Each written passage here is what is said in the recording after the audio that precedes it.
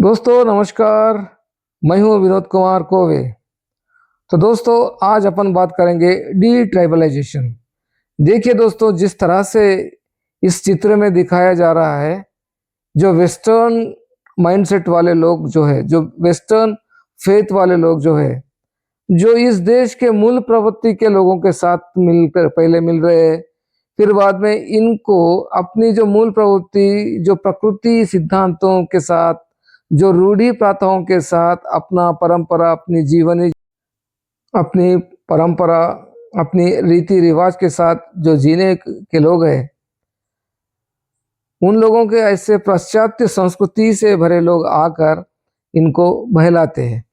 बहलाकर इनको उनका जो पश्चिमी संस्कृति, पश्चिमी विश्वास, अंधविश्वास, उसमें इनको झोंका जाता है। तो दोस्तों, हम लोगों को ट्राइबल इसलिए कहा जाता है कि हम एक कुछ रूढ़ी प्रथाओं के साथ, कुछ विशेष लक्षण, एक विलक्षण संस्कृति के साथ, प्रकृति के सम्मिलित होकर अपना जीवन जीते हैं। तो इन सारे चीज़ों को, छोटे छोटे तबीले में अपन जीते, तो इन सारी चीज़ों को रखते नज़र हमें ट्राइबल कहा गया।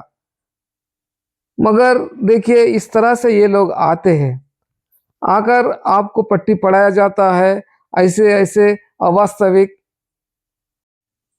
अवास्तविक असैद्धांतिक ऐसे चीज़ों पर, आपको अप्राकृतिक चीज़ों पर हो, आपको पट्टी पढ़ाई जाती है और आप ये प्राकृतिक जीवन को छोड़ के आप अप्राकृतिक चीज़ों पर विश्वास करने लगते हैं। तो इसी को कहते हैं डी ट्राइबलाइजेशन। आप में जो ट्राइबल के जो लक्षण होने चाहिए उसको बाहर निकाल कर ये आपको आधुनिक युग के पाखंड को आपके मन में भर देते हैं। तो जब आपके पास कुछ रहा ही नहीं, कुछ आदिवासियत रही नहीं, यानी कि जो ट्राइबल के लक्षण जो है वो आपके पास है ही नहीं, तो फिर आपको ट्राइबल कैसे कहा जाए। तो इसी चीज़ों पर आगे जाके अभी जो संविधान में बदलाव हो, या न्यायपालिका में जाकर या कुछ करना हो, या इस उलगुलान को बढ़ाना हो, इसी चीज़ों पर होती है। आप तो कहते हैं कि नहीं नहीं नहीं, संविधान हमको किसी भी धर्म को, अरे धर्म की बात नहीं हो रही, यहाँ पर बात हो रही है ट्राइबलिज्म की। जब आपके पास किसी तरह का ट्राइबलिज्म ही नहीं है तो तू ट्राइबल कैसे हुआ। तू कौन से जात में जा, तो कुछ भी कर, उससे हमारा मतलब नहीं है, मगर तूने रूढ़ी प्रथाओं को छोड़ा, अपनी पूरा पुरखा संस्कृति को छोड़ा, अपनी जो परंपरा आ रही है उसको छोड़ा, अपनी जो प्राकृतिक चीजों को छोड़ा और अप्राकृतिक, अविश्वसनीय, असैद्धांतिक चीजों पर विश्वास करने लगा। जो विदेशी है, जो पश्चिमी देशों की जो आचार विचारधारा है, आचार विचार, उन पर तूने अमल करने लगा, तो तेरे पास आदिवासियत कैसी रही, तो तेरे पास ट्राइबलिज्म कहाँ रहा। जब तू डी ट्राइबलाइजेशन हो गया है, तू डी ट्राइबलाइजेशन का शिकार हो गया है, तो तेरे को ट्राइबल क्यों कहे और वो ट्राइबल का क्यों दिए। या तो तू इधर हो जा या तो उधर हो जा। तो देखिए दोस्तों, इस तरह से आपको ये लोग, ये पहला स्टेप है। जो देखिए, जो अपने लोग हैं, जो अपने प्राकृतिक सम्मिलित, चलो भाई कुछ पिछड़ापन होगा, मगर प्रकृति से सम्मिलित अपने पुरखों द्वारा सदियों से आ रहे हैं विचारधारा को लेकर ये चल रहे थे। ऐसे आकर ये लोग, गोरे गोरे लोग वहां पर आकर पता नहीं क्या झांसी देते हैं और आपको अपने वश में कर लेते हैं, और आपको आपकी प्रकृति सिद्धांतों को, आपके विचारधारा को नष्ट किया जाता है। फिर देखिए दोस्तों, ये है दूसरा पड़ाव। जैसे ही आप लोगों के साथ मिलना हो गया, फिर धीरे धीरे और वो बढ़ जाते हैं और आपके दूसरे दूसरे लोगों के भी पास आ जाते हैं। आने के बाद धीरे धीरे आपको जैसे जैसे ये कपड़े देने का शुरू करते हैं, या कुछ ना कुछ एड देना शुरू कर देते हैं, और ऐसा करते हैं कि आपको ये शिक्षा दे रहे हैं या कुछ दे रहे हैं, और धीरे धीरे धीरे इनकी जो मानसिकता है, इनकी जो पश्चिमी मानसिकता है, पश्चिमी विचारधारा है, और ये जो इनका जो मजहब है, ये आप पर धीरे धीरे थोपा जाता है।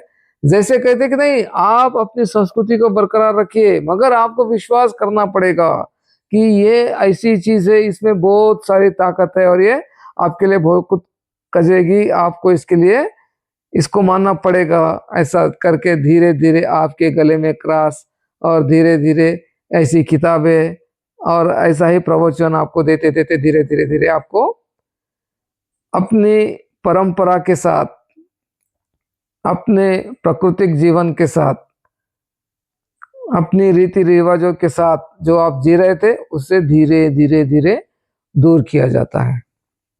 तो देखिए दोस्तों, ये है दूसरा पड़ाव जिसमें आपको एड के रूप में कुछ दिया जाता है और जो दिया जाता है उसके बदले में आपके गले में एक मजहब का फंदा दिया जाता है। ऐसा कहा जाता है कि इसमें बहुत बड़ी शक्ति है। जब भी आप किसी मुसीबत में हो तो इसको लेकर जाना, इसमें बहुत शक्ति है, इसका नाम लेना, इस तरह से किया जाता है। फिर बाद में दोस्तों अब रेगुलर आने लगते हैं आपके पास और फिर बाद में धीरे धीरे आप अपना जो सांस्कृतिक वेशभूषा है उसे छोड़ देते हो और धीरे धीरे धीरे मॉडर्नाइजेशन बनना शुरू कर देते हो। इसमें आपको आपके दिमाग को पूरी तरह से गुलाम बनाने के लिए तैयार किया जाता है प्लेटफॉर्म। अब आप ऐसे हो जाते हो कि उनकी बातें आपको 100% ठीक लगने लगती है और ऐसा लगता है कि सचमुच में उनके जिन्होंने वो कहा है कि उनके जो क्रॉस है, उनके जो बाइबल है, उनके जो परमेश्वर है, उनके जो ईश्वर में है, सही में उसमें शक्ति है। जब से मैं इसमें आया हूँ तो मेरे लिए सुकून महसूस हो रहा है, मेरे लिए अच्छा हो रहा है। मैं और प्रार्थना करूंगा तो और कुछ पाऊंगा, मैं और कुछ करूंगा तो मैं और कुछ करूंगा, दिन रात प्रार्थना करूंगा तो और भी कुछ करूंगा। इस तरह से आपको मानसिक गुलाम बनाया जाता है। इसके बाद आप खुद ही 100 लोगों को बोलना शुरू कर देते हो। आपके लोगों को ही के प्रति आपकी घृणा बढ़ जाती है, आपके सांस्कृतिक विरासत के प्रति आपकी घृणा बढ़ जाती है। आपके जो लोग, आपके जो रीति रिवाज, आपका जो परंपरा, आपकी जो संस्कृति, आपका जो जीवन शैली, आपके जो पूर्वज, इन सभी चीजों पर आपको घृणा होने लगती है। वो सब लोग आपको एक शैतान की तरह दिखने लगते हैं और वो आपको इस तरह से मोल्ड करते हैं कि वो जैसा बजाएंगे आप वैसा नाचना शुरू कर दोगे। तो ये हो गया तीसरा पड़ाव।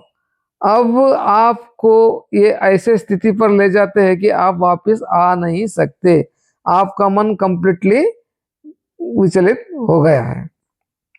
तो देखिए दोस्तों, ये है चौथा स्टेप।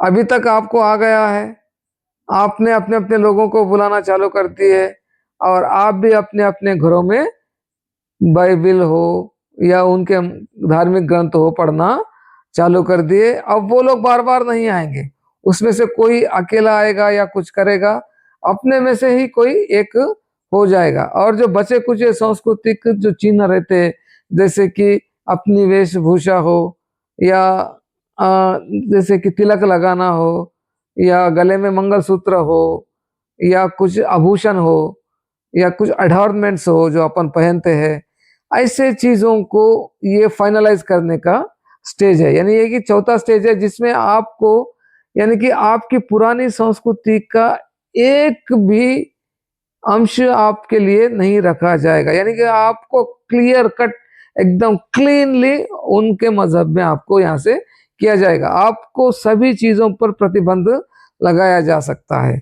इसके बाद आपको ये नहीं खाना, वो नहीं खाना, उनके हाथ का नहीं खाना, इनके हाथ का नहीं खाना, उनके भगवान के प्रसाद नहीं खाना, उनके भगवान के पास जाना नहीं, उनके भगवान को कुछ करना नहीं, सिर्फ अपना करना है। अपने यहाँ पर ये करना मना है, अपने यहाँ पर टीका लगाना मना है, अपने यहाँ पर अच्छे अच्छे ड्रेस जो पारंपरिक सांस्कृतिक जो वेशभूषा है उसे करना मना है।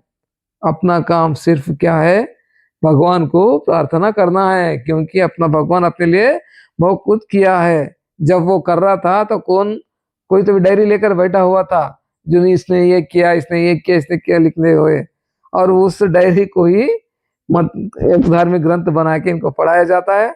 और ये हमारे जो है ये लोग ऐसे पढ़ते पढ़ते पढ़ते जाएंगे और इतना विश्वास इनका बैठ जाता है कि आप भूलिए मत।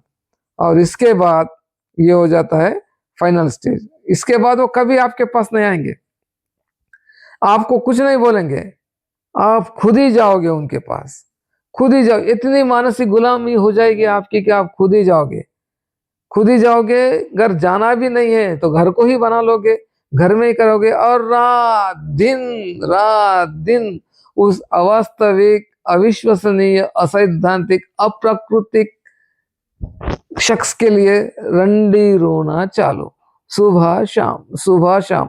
ऐसा कि आप लोग उसके रोने के लिए ही पैदा हुए हो, जैसे आपका जीवन ही पूरा कम उसके लिए ही है। आप पूरा का पूरा अपनी जीवन उस पर निछार कर देते हो, और कंप्लीटली ये हो गया आपका फाइनल स्टेज। अब इस स्टेज पर अगर आपको कोई आकर कहेगा कि ये गलत है तो आप मानने के लिए तैयार नहीं होते हो। इसके बाद आपको इन्होंने एक बिना लगाम के घोड़े की तरह समाज में छोड़ देते हैं। फिर आप यहाँ से अपना कार्यकाल शुरू कर देते हो।